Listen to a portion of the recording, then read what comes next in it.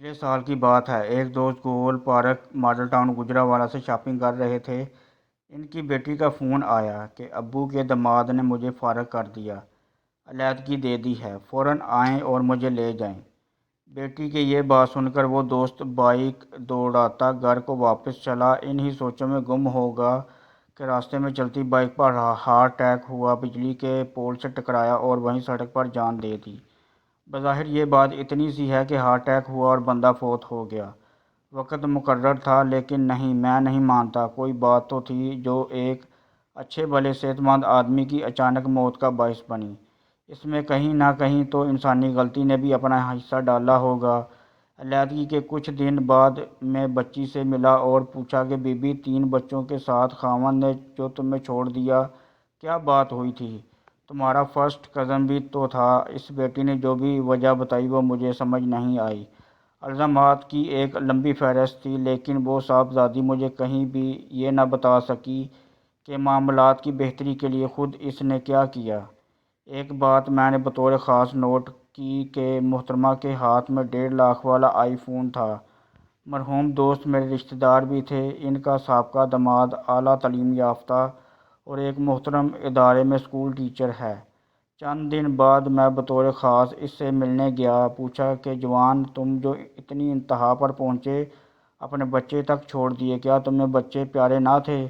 हुआ क्या था? किस बात ने तुम्हें इतना मजबूर किया? वो बोला कि सर, मेरी 2 सालियाँ हैं।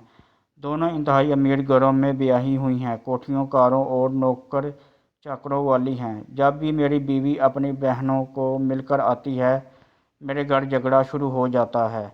मुझे बात बात पर गरीबी के ताने मिलते हैं। मैं 40,000 माहाना का मुलाजम हूँ। जितना कर सकता था इंतहाई हद तक किया, लेकिन अब बात बर्दाश्त से बाहर थी। इसने मज़ीद कहा, मुझे अपनी बीवी बहुत प्यारी थी। मेरे पास 3,000 वाला मोबाइल है। बेगम को मैंने आईफोन लेकर दिया। फिर कार का मुतालबा हुआ। मैंने बैंक लोन से कार लेकर दी। पुराना फ्रिज बेचकर किस्तों पर फुल साइज़ नया फ्रिज लिया। फिर एसी का कहा गया, वो लेकर दिया। इस सब के बावजूद ताने ही ताने। मैं अपनी नज़र में ही हकीर बन चुका था। अलहदगी वाले माह बिजली का बिल 30,000 आ गया। 40,000 कुल तनख्वाह में से मैं क्या करता? 10,000 तो सिर्फ माहाना दूध का बिल बनता था, ऊपर से बेगम की फजूल की बातें। मैं पहले ही बेगम की पिछली लामहदूद ख्वाहिशात से तंग था, बिल्कुल नाक में दम आ चुका था। फौरी झगड़ा इस बिल पर हुआ और बात इस इंतहा तक पहुंची।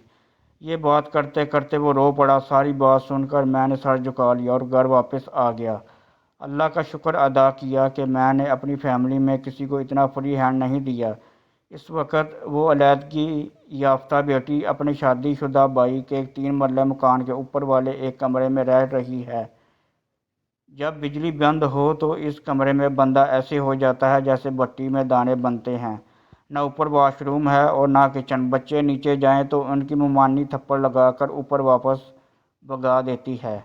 गोरी चिट्टी और सुर्ख सफ़ेद 26 साल लड़की सिर्फ 1 साल में 50 साल की अम्मा नज़र आती है। सुना है किसी प्राइवेट स्कूल में 9-10 हज़ार की नौकरी भी शुरू कर दी है। अगर मेरी किसी बात या पोस्ट से किसी भाई या बहन की दिल आज़ारी होती हो तो मैं इनसे माजरत करता हूँ।